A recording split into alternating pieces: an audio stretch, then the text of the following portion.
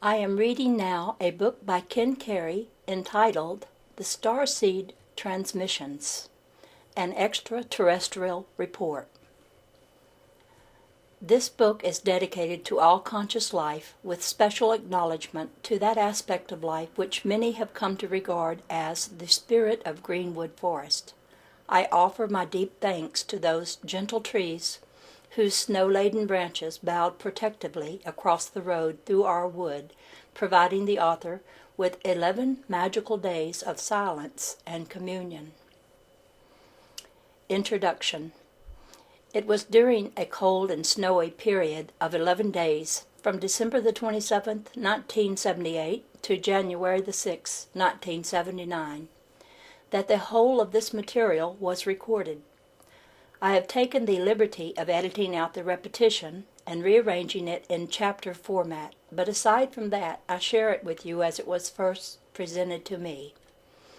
In the years that have passed since those 11 winter days, when my little 8x10 office seemed to literally pulsate with the rhythms of some alien yet hauntingly familiar intelligence, I have given thought a number of times to publication.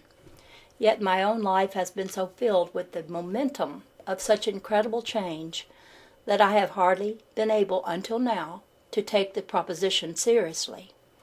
I can certainly attest to the truth of what is stated in these transmissions. One's life does indeed begin to change when one decides to work with the approaching forces. I hope the significance of this material is not lost to certain readers because of a reluctance to accept its purported origin.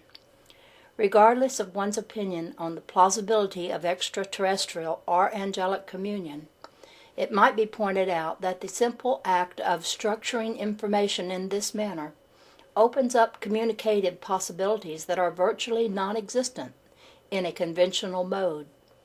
Much of what is communicated in these pages would not easily lend itself to other more traditional ways of conveying information.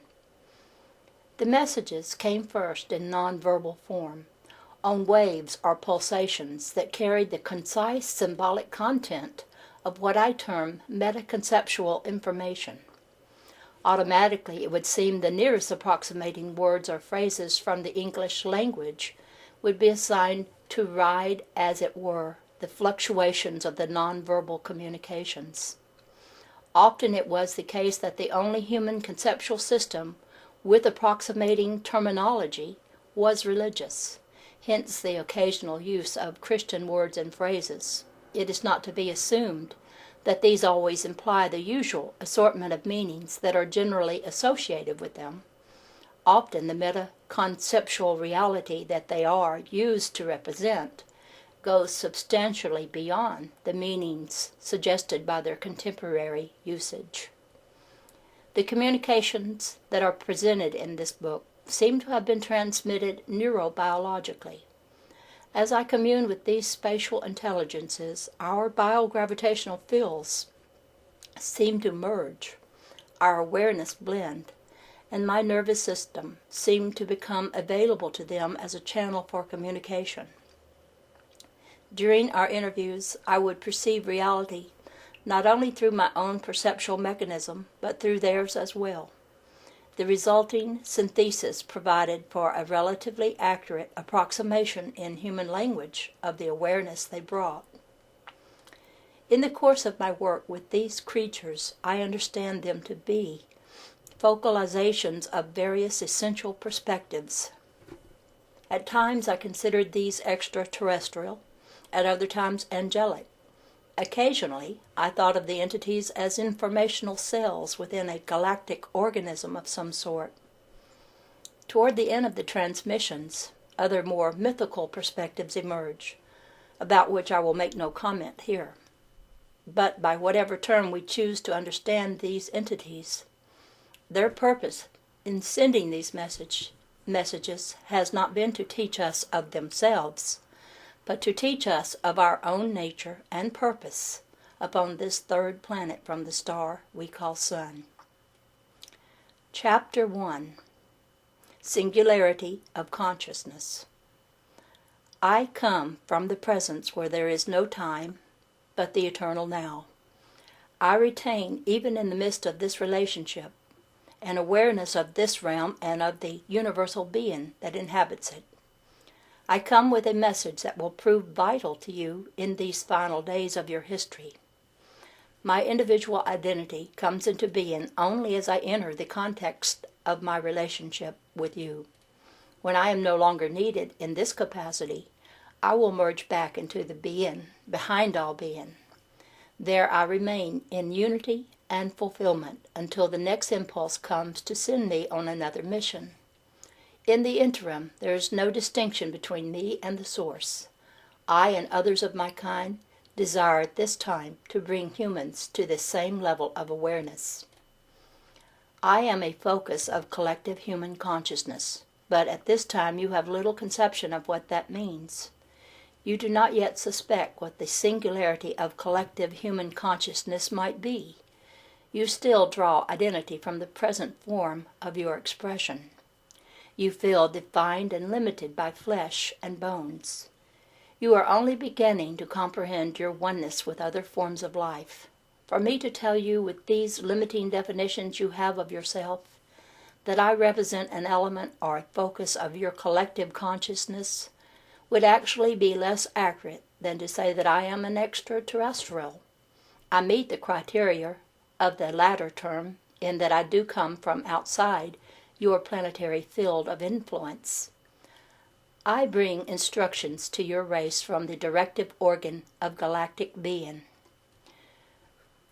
When you remember your true nature and begin to draw identity from the totality of your being, then it could be stated with all validity that I am an element of your own consciousness. However, at that point, you will no longer perceive me as you do now. When you have awakened to the reality of your true being, you will perceive me and all my species as being inside yourself. Until then, you perceive me as being outside yourself. There is but the flimsiest of screens between your present condition and your true nature. It is our mission to assist you in bridging this gap, to awaken you from sleep, to bring you to the fulfillment of your destiny. The state of consciousness that I represent does not normally verbalize. It is difficult for me to relate what I wish to convey only through the words and concepts with which you are familiar. Your language was designed to facilitate commerce. What we put together with its components can only approximate my meaning. There is another more ancient language, more conducive to discourse on this level, but you have forgotten it. It is the universal language of light. Its transfer of information is accomplished through the actual projection of living informational units. These units are at once more specific and more inclusive than your words. They have been designed to convey organic information of concise yet comprehensive informational content. Simultaneously with this conceptual communication, you are subliminally receiving the same information through this living language of light, though your preoccupation with words leaves you with no awareness of it at this time. My work will be complete when I have put you in touch once again with this ancient language. When you have learned to allow the silencing of your thoughts and have begun to focus attention on inner vibrational frequencies, you will become aware of a far more comprehensive picture of all that I am now telling you. Until such time as the life-giving information that comes to you from the source of your being is more readily accessible, I will work within the limitations of your linguistic structure and translate as accurately as I am able. Human beings have a tendency to become imprisoned in their concepts. You must remember that words and concepts can be both fallible and misleading. They are not absolutes. Do not confuse them with the realities they represent. No statement that I will make can be taken as an absolute statement. This does not mean that I am coming from a vague place. On the contrary, it means that your words are not precise enough to express the levels of vibratory awareness that I am attempting to communicate through them.